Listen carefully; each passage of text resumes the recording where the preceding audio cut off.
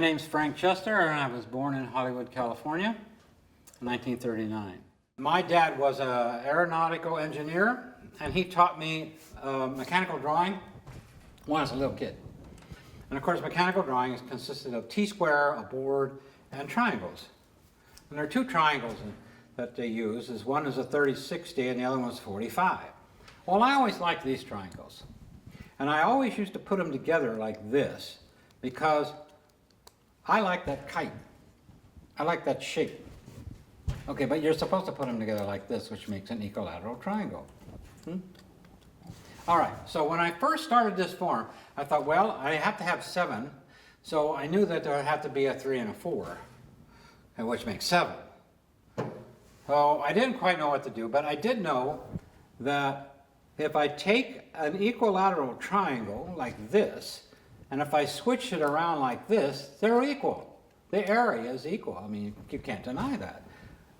This area is exactly the same as this area. So, aha, I had the 3 and a 4. So I decided that I would take these triangles right here, and I would make my kite. And the reason I like the kite, because when I was a kid, I made kites. And they were just this shape. So what I did is I made this. And what I did is I put those triangles on here, like that.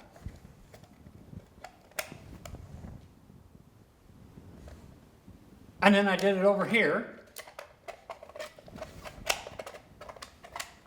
Same way. Follow me? I did that all the way around. They're in the red. So those little guys right there are that kite.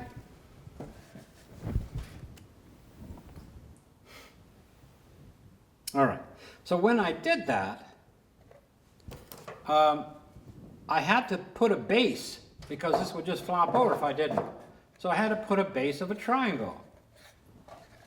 And then I realized that to this angle here, I also had to put a triangle. And I had this first form is 1, 2, 3, 4, 5, 6, 7. I had a 7-sided form. But the problem was I didn't want this. I wanted equal surfaces. And these 3 were equal, and these 4 were equal, but they weren't equal together. I wanted the same surface area here as I had here, and you can see that it isn't. But I liked it. It was an attempt, right? It's an attempt to get to this. So what I did is I made a couple of those and put them together just to see. I had no idea what this is, and of course this is, it's not in the books. I put 3 of them together, and I realized that on the inside had a triangle, tetrahedron. So I made a tetrahedron that would fit in there.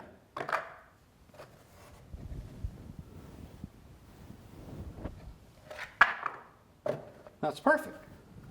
No matter where I put it in, it fills that hole. Then I put the other one on top, and I have a tetrahedron with a tetrahedron on the inside like this. That's called a dual, and that right there is geometrically been discovered thousands of years ago. All based on 7. No one ever thought of taking a tetrahedron apart like that and having it that size. But I wasn't happy. That wasn't what I wanted.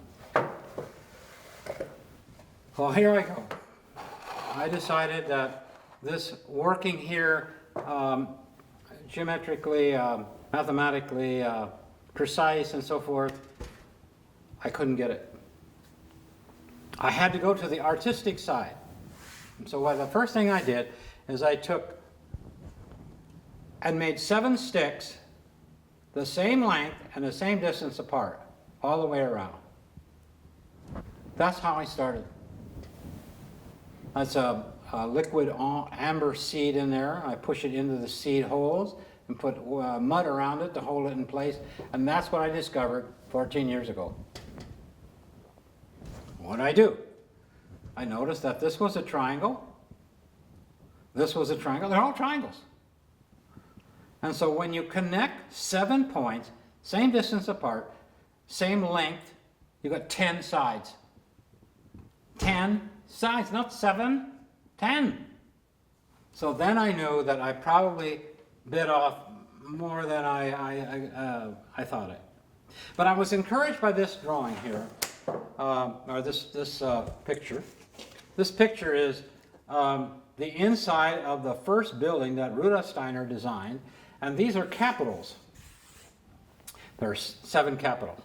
And this is the first one, and that's the one I really liked. And since I wanted to make something like that, but had 7 sides, like a sculpture. This is 7 all around a circle. That's not sculpture, it's reliefs. So this is what really inspired me. 2 years later, I started with this and a sticks and mud. Well, so when a mathematician asked a friend of mine, well, how did he find this form? And he says, well, he took 7 sticks in the mud and made it all equal. And the guy started laughing. So my friend said, well, why are you laughing? He says, because where's he from? I said, oh, he's from, he's an American. He says, those people out there don't know what doesn't work. We know better than to try that. Because it doesn't work. Well, I don't know that. So next thing I did is I took 7 floaters, the little blobs that they use for fishing, usually half red and half white. I took 7 of them and I pushed them all together with a piece of clay in the middle, and I got this because I thought, hey, I'm going to get 7-sided form. Well, this is what I got. It's kind of cool because it's like a vertebrae, and it's a cool sculpture. But it's not quite what I'm after, is it? I want like this. Well, it didn't work, but one thing I did notice is that when you push the balls together, these two won't allow these two to come together, so they become gaps. There's a gap there, look at that. Those won't come together because these two prevent it. Does that make sense? These two won't allow these two to come together, so you get this gap. Okay. So I started from the center, the periphery, and then I went to the periphery, and I found out if I start with a sphere, why don't I just try carving out 7 volcanoes? So I did, and this is what I got. This is original, 14 years ago. This was the first 7-sided form. And what I did is when I carved the circles, there were 7 round circles. But when they came together, there was the gap. But artists don't care about gaps. We don't care. We care less. We just keep carving. And so when I kept carving, okay, and this gap started to go away, there's another gap. See, look, there's 2 big gaps. One here. When I started carving this, I found out that I had a shape that had 1, 2, 3, 4. And then I went over here and had 1, 2, 3. Oh, there was a 3 and a 4. I couldn't believe it. So then what I did was I saw that there was 2 triangles here, and 2 here, and 2 here. That made up that one. Then I saw over here that there was 1, 2, 3, 4, 5, 6. I thought, oh my gosh, there are 6 triangles all the way around this. So I counted up the triangles, and there were 42 triangles. So what did I do? I made all these triangles. And what I did was I put it together, and here it is. These are all the triangles. So what happened is there's a triangle here and here, and there's 2 down here. 1, 2, 3, 4, 5, 6. Then over here, there's 1, 2, 3, 4, 5, 6. And what I found out was that I had to straighten this one out. I had to push these 2 together. And when I did, they weren't bent anymore, and they turned into a kite. And so what I did is I put plaster of Paris in here, and plaster of Paris in here, and here, and here, and there's what filled up. A kite and a triangle. And this is the first Chestahedron that came out of here. I had a big one. And this is the first Chestahedron. And you can see that it's far from being accurate. That's because it was discovered artistically. Mathematics didn't enter this at all. The artistic process in it. Then when you take art and you apply it to science, okay, Then you have the mingling of these two. You have to have the mingling of these two, or you would end up with this and be happy and say, hey, this is cool, I love it. Or this one here is, oh, dry, or whatever. It's got to be these two together, because there's things inside this, there's things outside this that can be discovered. And this is how simple you need to be to start. That's all you have to do, is have a desire about something you want to do and stick with it for 14 years. I don't know about that, but that's what I did. And so you see the results of that work. And I taught for 32 years. I taught art, mathematics, welding, auto shop, plastics, woodworking, cabinet making, home construction, sculpture. All of these things I taught all that time. And I never could figure out, why did I have so many skills? It always confused me. Why can't I do all this stuff? Why isn't it that I'm not stuck with one thing and really good at it? I could make anything. I can make anything today. Why? Because I learned how to do all these steps, so that when I turned 60 and I was ready to do this, I never had to ask anybody's help. I could make anything. All right, this form has never been on the planet before. So it is new, and it has a relationship with every one of us that lives here, from the time we're born until the time we die. So I'm going to explain why I can say that. As this was discovered, it was not invented. And what that means is that something that's invented, usually you'll have a number of people inventing the same thing within a few weeks. But no one has ever come up with this since Earth started until today. And it's been 15 years and still no one has come up with this. So I'm going to talk to you about this today. I'm going to show you where it comes from. I'm going to show you how I discovered it. I can show you where it is. And I used a process to do that. So sacred geometry is very important, because this was discovered artistically. And this was discovered through sacred geometry. So everyone wants to say, what is sacred geometry? Sacred geometry uses three tools, and here they are: a straight edge, a compass, and a pencil. That's all I used to find this form. This form has 7 equal surface areas. Exactly. So this affects every single person on the planet. And this can change, bring a new consciousness to you if you understand it. And you will after this lecture, because I'm going to explain it thoroughly. All right, so let's start with sacred geometry. This is how I discovered the geometry based on this form. So this form comes from 3 stars. Here's one star. The other star, just so that you can see exactly where they are. Now, you're going to say, well, how does this come out of here? Well, the first place off is that everything that you see here was never measured. There are only 2 circles to take this construction here, and you don't have to measure it. All you have to know is the golden mean. So the golden mean is the basis of all this. So you're thinking, well, where is it? Right here.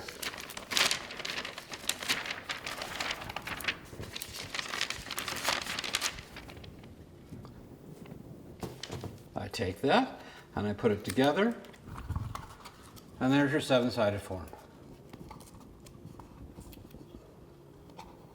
Cute little guy. You can see where it came from. Now, these are examples of the 7-sided form, both in clear acrylic, through an open type of surface, to a solid one, and also another one. So this was found by using the first form that comes into nature, which is the tetrahedron. All right, so everyone knows that there's a cube, which is also a Platonic form. This is 6-sided. The 7-sided form comes from the 6. Also, if you take this cube and you shave off all the edges, it turns into what we call a dodecahedron. Now, a dodecahedron has 12 faces. This had 7, cube 7, and this has 12. And if I take this and do a process that I went through, I found out that around that form is a 13-sided form. I have a 13-sided from a 12, and we have a 7 from a 6. And this goes inside this. It's called a decatria. Deca for 10 and tria for 3. And it also, this goes outside the chestahedron and also goes inside. And I'm calling this the chestahedron. All right. So if we take the chestahedron and we look just at the edges, okay, so I've eliminated all of the faces and I'll look just at the edges, I'm going to start to show you what I found was inside this form. But what was inside the form, okay, I took the triangle here that's at the top and the triangle that's at the bottom, and I start to move these down. I start to move these down like this. And at the same time, I start to move this bigger one up. And what happens is that when I get this just exactly right, I move it up until it's exactly right, there is now a 6-pointed star coming out of the middle of this form. A 6-pointed star. Now, if you take that 6-pointed star, put it right there, and of course, in this one, I made that 6-pointed star, a hexagram out of copper. And of course, there is the Star of David, or 2 equilateral triangles that come together in a perfect balance. And so if I take this apart, all right, there is the top of the chestahedron, which comes from a 5-pointed star. By unfolding it and unfolding it, it becomes the 7-sided form. There it is, right there. Here it is here. These are the kites. The kites come from a 5-pointed star. So these are the kites. Now, you notice that when I take this apart, there's the 6. Now the bottom part of this form comes from a tetrahedron. So if I open up a tetrahedron to a certain degree, like this, I can put this 7-sided form inside there, and that's the bottom part. So here's the top, here's the bottom. And the bottom also has 6. And it only can have 6 at a certain angle, because this distance from here to here and from here to here have to be equal, or you never get the 6. And when this opens up, it can only open up to a point where it becomes equal. This distance and this distance can only be at a certain point of opening this up. And then when I put them together, what's amazing is that they line up exactly at the same place, no matter where it goes together. It's the same place. So, if I take more of an advanced view of this form, I now have something inside. And what's inside is a cube. How can there possibly be a cube inside this? Well, I'll do this again. I'll take this down here like this, like I did before, these rubber bands, and you'll notice that when I bring it down, that it lines up with one triangle that's red. If I move this up,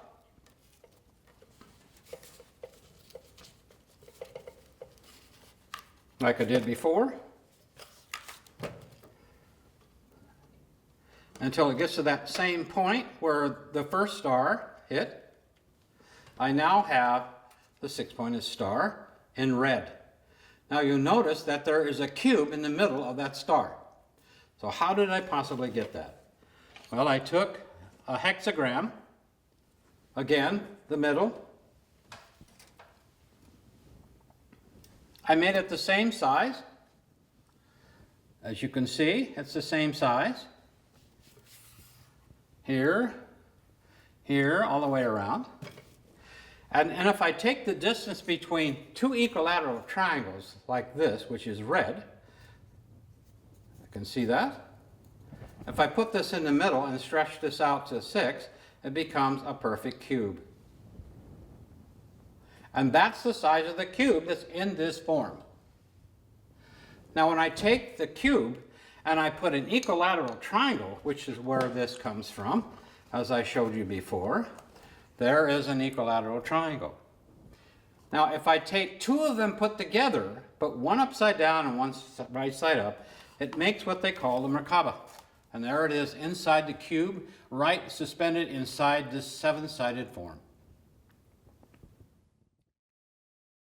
All right, so I'm going to explain how I took this form and tried to find out where it's coming from.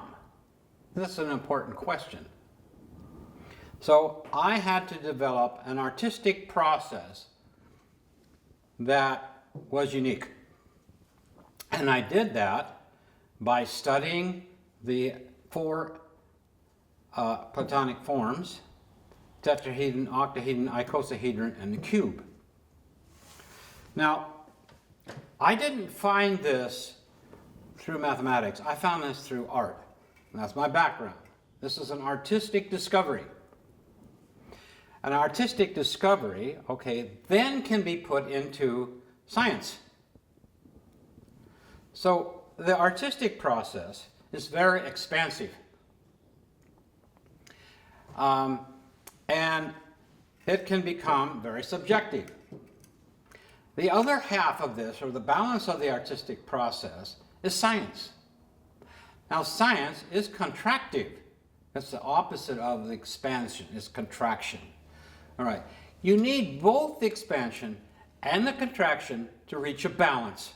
And that balance is what we're after. Not to be out of balance, but to be in balance. So, you cannot get stuck with being an artist and not do any science. You can't be stuck as a scientist without some artistic training, artistic background. Okay? Because if you get stuck in those two ends, you're in trouble. Big time trouble. So it's all of the artistic and it's all of the formulas that come together. Can't be one or the other. So, I'm going to tell you how I discovered the form, or how I put the form through this process. Now this process is unique because I didn't know how to do this. There were no books on it, whatever, period.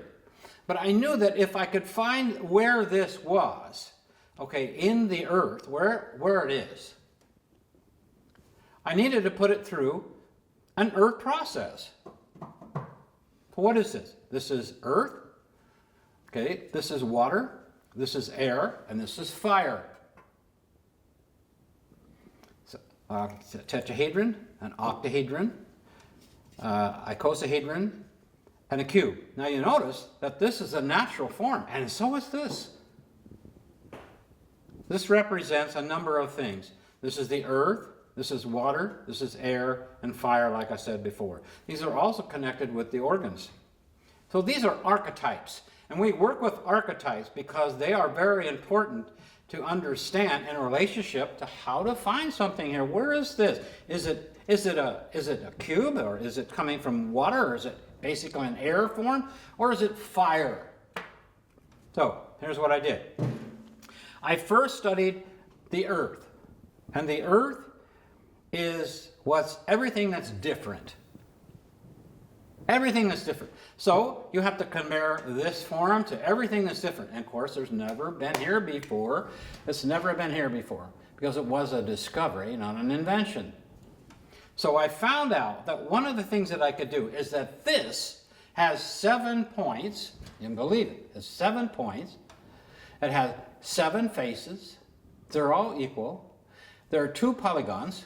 There's a triangle and what I call a kite, which you now know is one of the arms of a 5-pointed star. So, what I was able to do was I'm able to put 7 points, okay, into 6 faces. Now, how do you do that? Well, so it took a while, and I found out that it fits in a cube like this. There is this form inside a cube. And what I found out is that the base of the form touches this area of the cube, and one of the points touch a vertice at the very corner. But the other 3 touch the face. One here, and one here. And that's never been done before. So this was my Earth study. But this didn't indicate to me where it is or where it's from or whatever. So I had to go to the next process.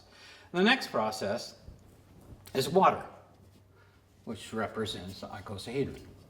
So I had to figure out, well, how can I figure out what a water form, what do I do with water with this? So what I had found that worked was that I took the form and I put it into edges only.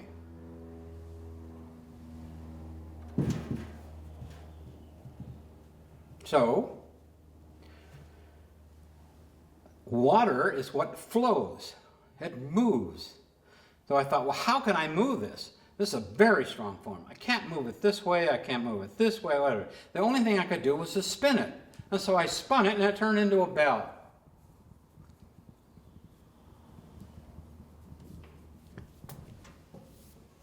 That's the water process. And I saw that the form actually took on curves. There's no curves here, but there is in movement. And also, I don't know if you can see those black lines in there. I'll turn it upside down. I don't know if you see those black lines, but I see them, so I drew them. Right back to sacred geometry, those are the lines that you see when the form is in motion. And when the form comes to rest, it looks like this. It looks like a bell. And this is an accurate geometric sacred geometry based on what you're seeing here. And what's so interesting is you have lines running this way, and you have lines running this way. And that's very important to remember, that you have these different lines. All right, so I found out there was a bell, okay. I found out that I could take a straight line and make it a curve. So in a certain sense, the distance between 2 points in the shortest distance is a curve. That's interesting, isn't it? All right. Well, okay. That was a wonderful discovery that I used a lot for other things. So here's the earth, here's the water. Now I came to air. This is known as air. So, as you know, this is like a cube of ice, and then you put some fire, you put a heat underneath the ice, and it turns into water, and then you put water more into the water, it turns to air, and then what did you do all that with is fire. So we need to look at the air now. And so let's look at the air. What did I do with air? Air is everything that's reversing. Okay? It's the exact opposite reversal of Earth, of the cube. Because I can put this form in the cube, and I also can put this form on the outside of the cube. That's wonderful, isn't it? That's a reversal. All right. So how do I reverse this? How do I apply earth, water, air to this form? How do I do that? Well, what I did is I just found out that the best thing to do if this is a polar opposite, or if this is a reversal, is to turn this inside out. So I did. I figured it out, and it took a while, but I figured out how to turn it inside out. And here it is. This is the form inside out. He's kind of a neat looking form. He's very unusual, nothing like it on the planet. But this is the form turned inside out. This is known as air. And you notice it's expansive. It's more expansive. And what happens is the center of the form comes out to the periphery. Another opposite, right? This is more peripheral. This is more centric. So you can say, well, sure, that's real nice, but I can't believe that's turned inside out. And I understand that belief. So that's why I made it so that I could turn it inside out and bring it back and find out what was inside it. And what's inside it? A seven-sided form, same size, same size. So that's what this looks like turned inside out. So I made that like this. I decided to take the inside out and put it into water. So I did, and here it is. This is the form in water. That's air. This is called air. We call these aerial sculptures because my major is air is sculpture. So how can you make the air process show up in water? Because there should be water in here as well as air. And so the only way to do that is to take this back into water, bring the form back into water, and then find out if there's a bell in it. Can you see the bell? Look at that. There's a bell in this form, which is exactly where it should be. If it's turned inside out, then you should have a bell, and you do. All right, so that takes care of this process. I'm looking for where this form is in the world. I want to know if it is in the elements. Is it an aerial form, or is it a water form, or is it fire? So what is fire all about? Remember, fire is the transformation. Because of this guy, these can transform. They can transform. Without fire, these can't form. That's the way it is. So what I was able to do is to take this form and put it into movement so that the corners, vertices, turn in space and time. It's a time-space element. And so when I did that, I came up with this form. This is the seven-sided form and movement through space-time. And what's so amazing about it is that it has, it's almost like a double heart. It's a Valentine, you know, the heart doesn't look like a Valentine, but this does. And it does look like it has a little one at the top, and at the bottom is a big one. This is the fire process. So now I have all of the processes right here in front of you, from fire, from reversal, which is, of course, this one. Let's make this disappear, all right? We'll make this disappear. We'll completely surround it, and now it's inside out. Air, water, earth.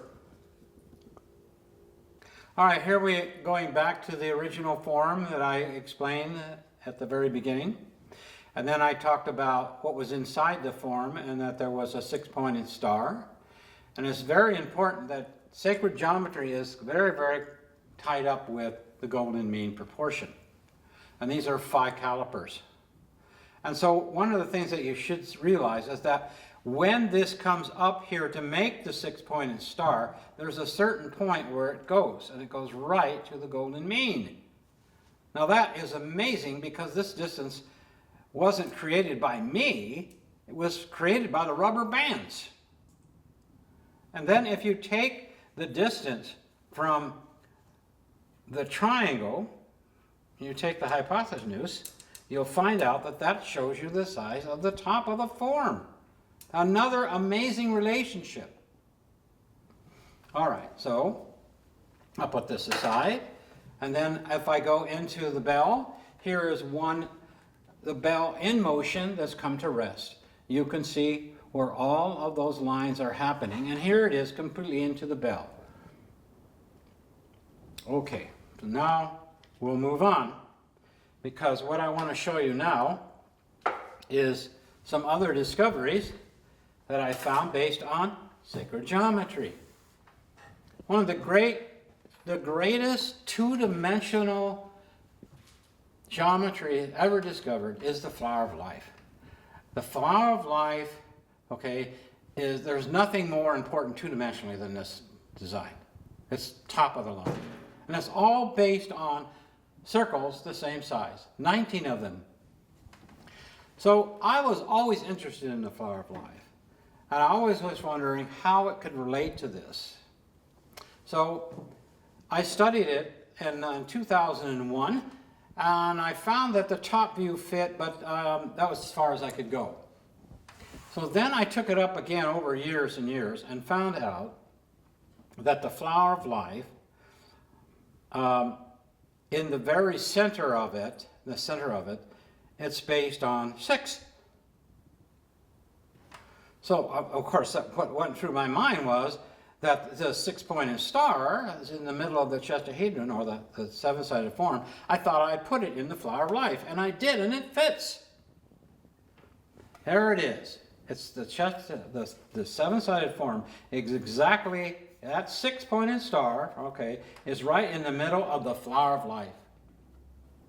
So then I noticed that there were another abundance circles that were running around here, and of course the outside of the flower of life is where my hands are. So I tried to figure out what is this circle. Now, one of the things about the 7-sided form that's always disturbed me, until I found out why, that this star is not even. This distance from here is not the same as here, is it? That's not the same. This is higher than this.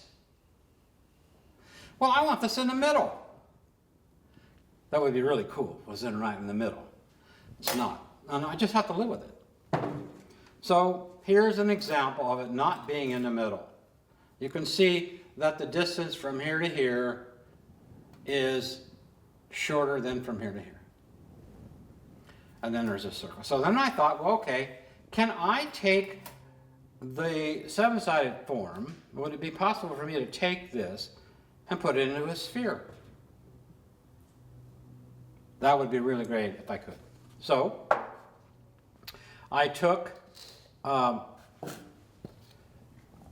this form, and you can see that there's the star, 6-pointed star, and also inside, okay, is the hexagram. So when I put it into a sphere, the middle of the 7-sided form is right in the equator of the sphere. So all of my concern about not being in the middle was a waste of time, because what it is when you put it in a sphere, okay, it's exactly at the equator, the exact middle. That's amazing that happened. So when I had this form sitting in the flower of life, all right, so what is this circle? So I took a sphere. It's exactly the size of that circle. Now that touches the top of the Chestahedron, or I call this the 7-sided form. And if I put the second half of this sphere on here and put it together, and now that flower of life, which is called in this case the seed of life, okay, is exactly in the middle of the sphere, and the bottom 3 points of the 7-sided form touch the bottom of the sphere, and the top touches the top.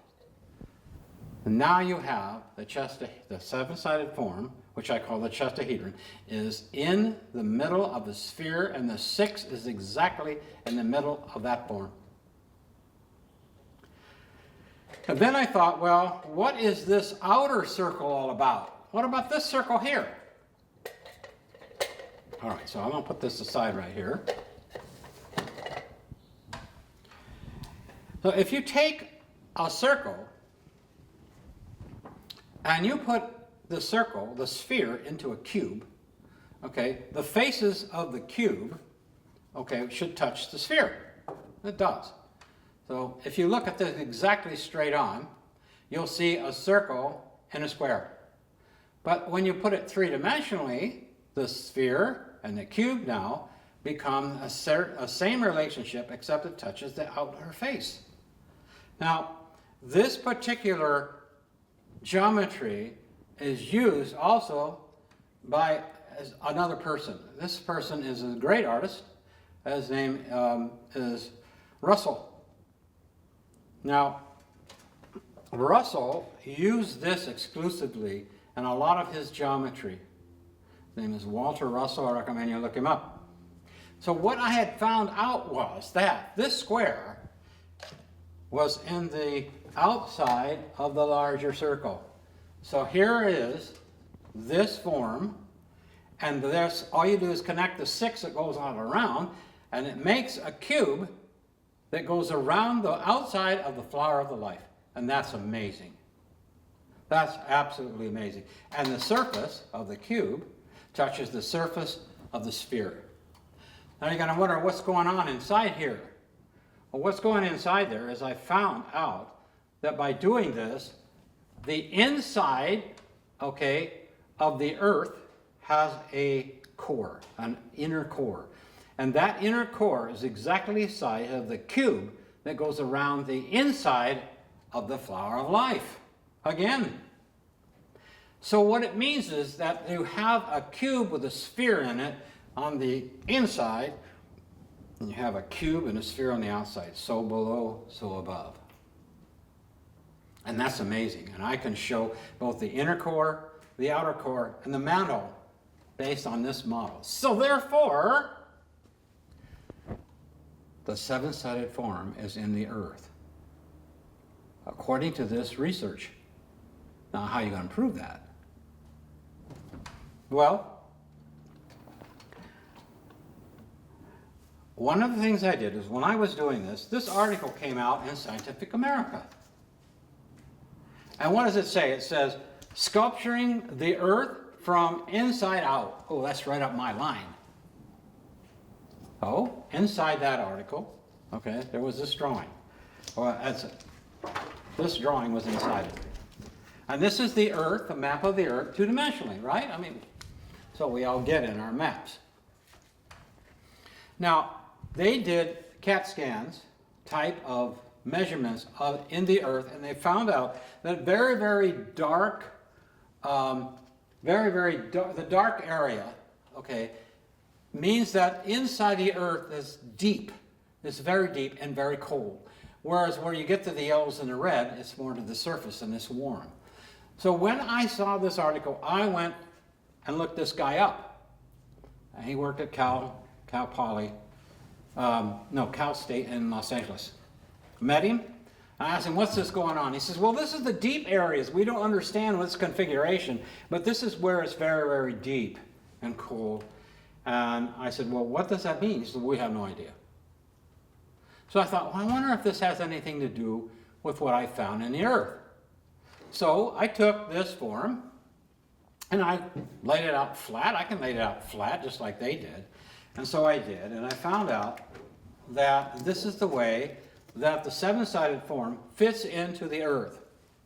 Okay, and you can see that this deep area here, this is deep, is because, you know, those lines inside are deep into a sphere, the seven-sided form. So this is the Chestahedron, or the seven-sided form, is actually part of this edge. Look at these points that line up. They have no idea why this has anything to do with this. So this was very encouraging to me, that I could keep this process up and studying the Earth. So what I did was to find out as much as I could about this, is that I wanted to find out what is the shape that goes around this, and I found out that it's based on a cone that's 22.5 degrees. So this is the cone that goes around the Chestahedron, 22.5 degrees. And that same cone, the same cone, will also go inside. And you can see I made a hole here so you can see that that point comes right to the point of the seven-sided form, and that's the same size circle. Now that's amazing that we have a cone that goes around the outside and on the inside exactly at 22.5 degrees. So if I take this out of here, you'll find out that this is from the same cone. I just cut it here, right? So that would fit here, and that would fit there. See how that works? So if I take this, And I put it in a sphere, and I take this and put it in a sphere. There it is. I can take this one, and I can drop it into that hole, which is exactly the size of the cone. I can drop it in there, and it has a little point, needs to be a little longer, but there is a cone within a cone. So what I have found is that there is a ring around here that's very wide, but down here, the ring is the same size as the top. So when you see pictures of the aurora borealis, you'll see that the top and the bottom are the same size. Now they can't explain that. The scientists can't explain that. And so what is happening here is that at the top, the aurora borealis goes around between this ring and this ring.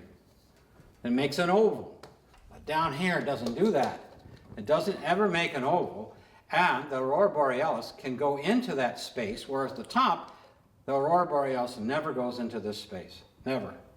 This is always dark with the oval of aurora borealis. This is always more or less lit, but dark on the outside. This is the only explanation that anybody has come up to why that happens. So what I see is the aurora borealis comes in from the top, like this. There's an oval here. It comes in to the top right here. That's why it's always black. When it reaches this point, it crosses over into this, and that lights this ring up, and then it comes back up. So the aurora borealis that you're seeing is energy not coming into the Earth, it's leaving. Now that's very interesting. And that's very interesting. It's made from the same cone. Same cone.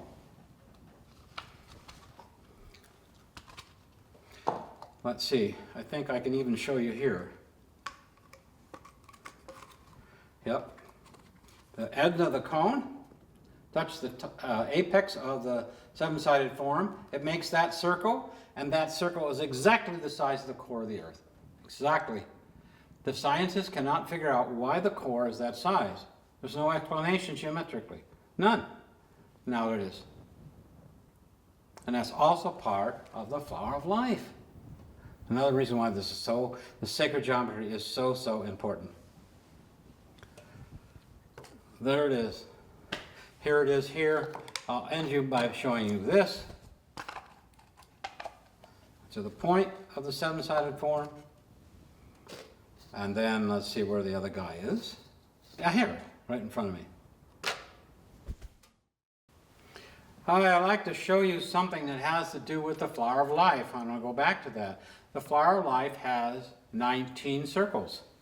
These 19 circles, okay, are exactly the same distance. If I have two circles and I spread them apart where the center is, now you have the way the flower of life is completely constructed. So the center hits the periphery of one circle, and then the center of the other one hits the periphery of the other one. And when those two come together, there's an almond shape. And if I draw a line exactly from one edge of that almond shape to the other, like this,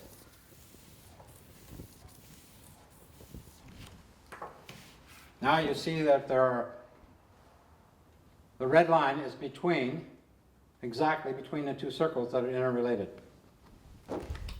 That distance is the square root of 3. Perfect. Just like you saw in the cube. So, if you try to remember this, I'm going to put this aside, and then I'm going to show you that inside the heart, there is a loop. It starts from the outside of the 180 degrees apart. It goes up across like this. It goes and it rolls around the back side of the heart, the myofibers, and runs back to the other side. Now these are the myofibers in here. Now I have not seen the research on what exactly it's supposed to do, but this is what it looks like. So where does that come from? You have to remember that this is the same cone that fits around the Chestahedron. Same cone. 22.5 degrees. So let's undo this and see what this is. We're going to undo this into a circle. this makes a circle. Same size circle that I started out with here. That line is root 3, the square root of 3. Now tell me that there's not geometry behind the human heart. Now, the only problem is that when I turn this into a cone, which I have to do, I'm going to show you this. This is the same size circle all the way through. Now, projective geometry, we take a plane and we run lines across it. That's what I did here. This is a plane, and I ran lines across it. So what I want to do is to make this into a cone. So if I make this into a cone, and this isn't in any of the books, and I make two cones, the lines become curvilinear. That's really amazing. But this won't fit over the Chestahedron yet. It's too big. So I have to do it some more. So let's take it and see what happens when I take and make 3 cones. Not just 2, which you just saw, but I make 3 cones. And when I make 3 cones, all of the lines are now triangles. Triangles. Believe that? That's 3 cones. 1, 2, 3. Still won't go over it. I mean, it's still too big. So now I'm going to take this and put it into 4. So here I go. Twist it into 4. And when I twist it into 4, it turns itself into all squares. Quadrilateral squares. And now it fits over. Well, it's supposed to, but it does. There, all squares, and it fits over the Chestahedron. Well, the problem with this is that the heart has 8 layers of myofibers. 8, this one has 4. So what that means is there's got to be 2 of these. 2 cones at 22.5 degrees, 4 each, which equals 8. So, what do we do about that? Well, I know I could get 4 out of this, and I know I can get 4 out of this. There's 4 cones, there's a cone in here that's 4, and a cone in here that's 4, and if I put them together and twist them together, they're 8. So, what I did was I put that into paper, and I made a spiral. And the reason I made this a spiral, because the research on the myofibers of the human heart, there are 8 layers. And there is an illustration of those 8 layers that you will see of the myofibers. And you will see that the myofibers go around and tuck into here. And so what this is a vortex. Look, and there's one on the back too. So what I decided to do, well, let's see how this all works. So if I take and start to make the cone, and I paper clip it together, like this, that is 22.5 degrees, which you saw when I did the plastic. So if I roll this around like this, I will get 4 layers when I come to the middle or the end of the first circle. And where's the end? Right there. See that line right there? That's the end. That makes 4 circles. It makes 4 cones. 1, 2, 3, 4. So, that's great. So now what I do is I take the other end and do the same thing. So I'll put the paper clip here. It doesn't unfold. There's the midpoint. In other words, this will make 1 circle. Look at this. Make sure that this is lawful. See how that makes 1 circle? Okay, so what I do is I'm going to roll this around, do the same thing. Put a paper clip here to hold it together, and as I go around,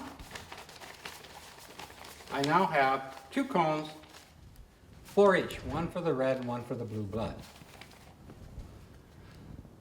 But That's not the way it is. This has to be inside there. All right. So if I cut this, I can put this cone, I can put it in here. But then it just slips right out. That's the heart is really, really combined. So I kept looking at this and looking at this and looking at this, and what I found out was that all I had to do, okay, was to do this. I take this paper clip off. So what I did now, I just rolled it, continued to roll in the same direction. And so what happened was, I got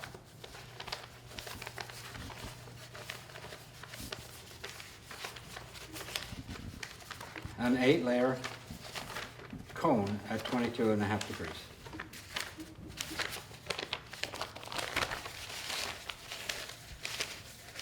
The answer to the myofiber problem. So what's happening here is that the same thing you saw on the bell. You saw an angle of the bell that was running this way, and you saw strings running this way. Okay, so when you look at the human heart, the outside of the heart, okay, the myofibers go in the top to the bottom, like this. So as you undo it, okay, the more you undo it, the less the angles is created here. So you notice how it's getting less an angle? And then, when you get to the middle, it's straight across. So now what has to happen is that they have to go from the bottom up in the opposite direction. So let's happen if we continue to go, let's see what happens. They're still pretty flat, because that's the midpoint. Now look what they're doing. They're starting to go up in the opposite direction. And now look how much steeper they are, completely opposite like the bell. The lines are completely the opposite. And there is the last cone is completely opposite. That's a major discovery about the human heart. Here we go again. We put the Chestahedron now, which we know this belongs in the chest, we put it into edges.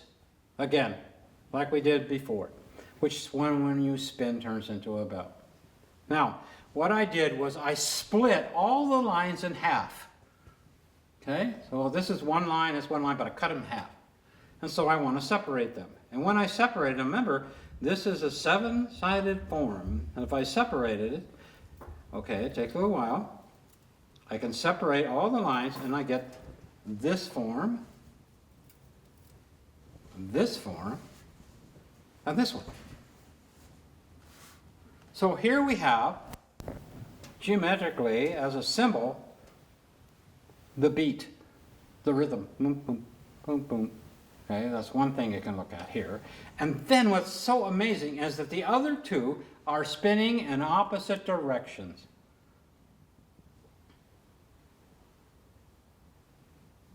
That's coming out of the same form. So inside the form itself, you have a reversal and movement all in one form.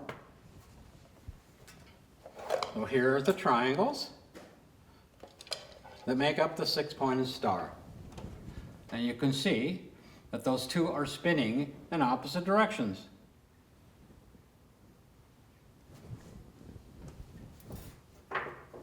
Another indication that we have a reversal of the heart moving to the right and moving to the left. Two vortexes. One of the main things that we need to look at here is that this is not the shape of our heart. My heart doesn't look like this. So I had to go into to find out how to make a geometric form organic. So this is how I did it. I put this into lines again, and I dipped it in soap, and I blew a bubble. And inside this form, there is a bubble, and this is what it looks like.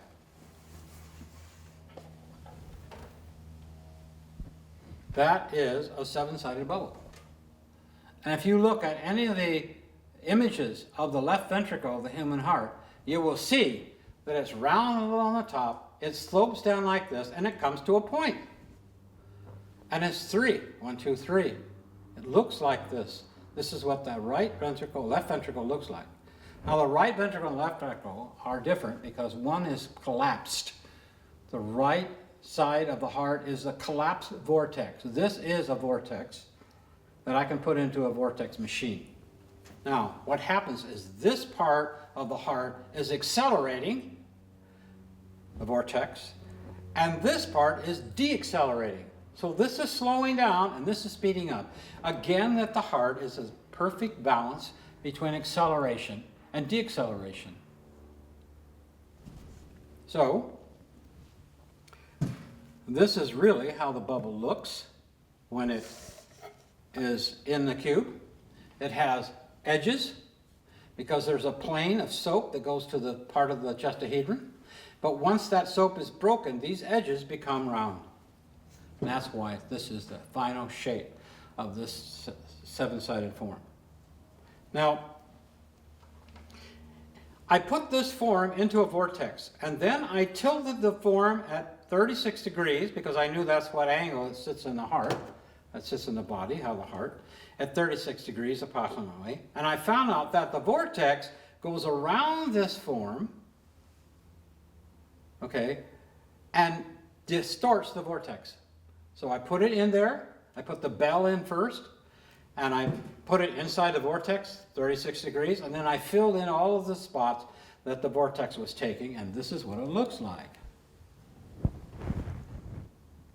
That is the other vortexes. They're exactly the same size as the red one. It's upside down.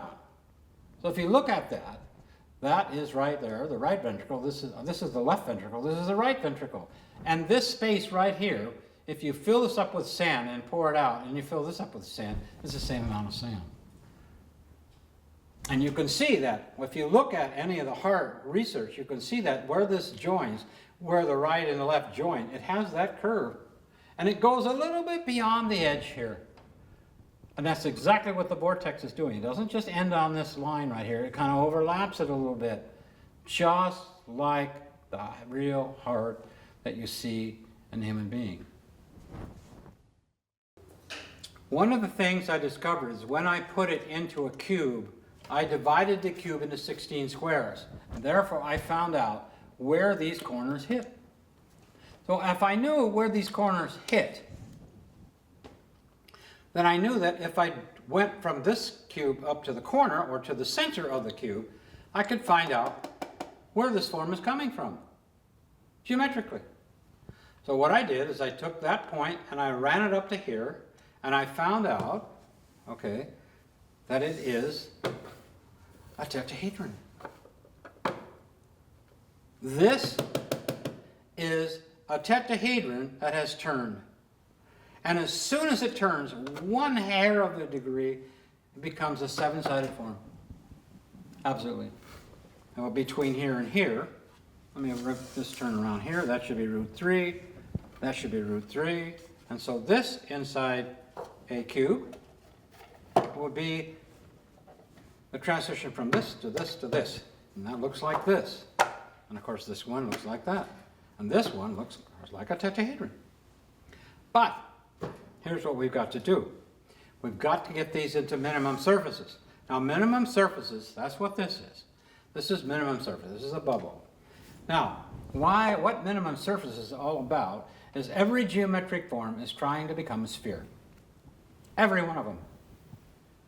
Because the geometric form doesn't hold enough volume, okay, for its surface area, how much surface area it has, as the sphere does. So it's bowing out, trying, I want to be a sphere, you know, kind of like that. So this is a minimum surface, okay, of this. Okay, so here's the minimum surfaces, right there. I'll lay it on its side. So what's the minimum surface of this one? The tetrahedron. It started out. Because this will indicate to us what's going on in this transition. This is a tetrahedron in minimum surfaces. This guy turns into minimum surfaces by having a bubble inside it. That's what the bubble looks like. This guy has a bubble inside. He looks like this. All right. So what happens if I continue to expand this, or I continue to develop this movement from here to here, and what happens is that the seven-sided form becomes 6. It turns into a 6-sided form. So, from a tetrahedron to the Chestahedron turns into a cube. Believe it, it turns into a cube. What we've got is we've got a tetrahedron to the Chestahedron to the hexahedron. This is the healthy heart. It's a balance between a tetrahedron and a cube. And you know that the tetrahedron fits into a cube. And it's the balance between this guy and this guy right in the middle. So I have found out exactly what happens between here and the cube. Imagine that. I found out how this becomes a cube. Here it is. It is now turning into a cube. So that this is becoming a square. So is this, so is this, so is this, so is this, so is this. So because when this starts to move down, it all turns into squares. So this is the first sign of congestive heart failure. This is what it appears, and its size, and it's all in scale. Everything you see here is in scale. But what happens is that the valve at the top, which is the mitral valve, is starting to become a smaller triangle because these triangles are expanding like this. They're all expanding at the same rate, all the way around. But when this one expands here, this starts to move down and it eventually becomes a point. And that point becomes 6. So once the heart becomes 6, you're in big trouble. It's called congestive heart failure, and the next thing is how many deaths are coming from the heart getting in this configuration are unbelievable in our United States. So this is an indication, a practical indication, that now the geometry can show anybody who examines heart how much of the point the top has become. This is called the base. This is called the apex. So if the base is starting to get smaller, then the heart specialist can know at what stage the person is in congestive heart failure. Because once this point disappears, it becomes a cube. What does that indicate? The cube is Earth. That means that congestive heart failure indicates that the person is becoming too materialistic. It's becoming too earthbound. There's not enough life force in the artistic side. Okay, so what we've got to do is to work with a person artistically to get them to have this to stop from happening and turning into a cube.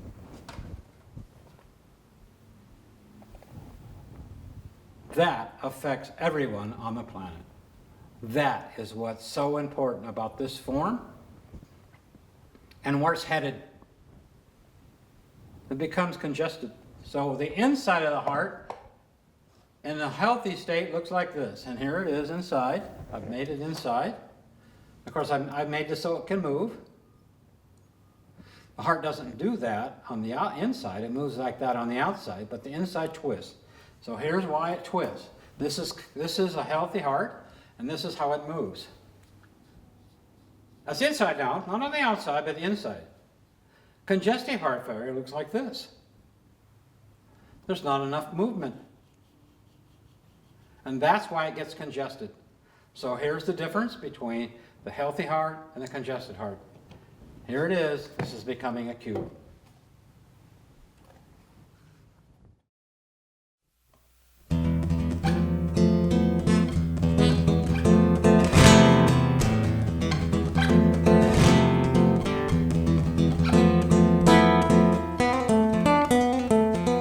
In that process, when I discovered geometry was in the 9th grade.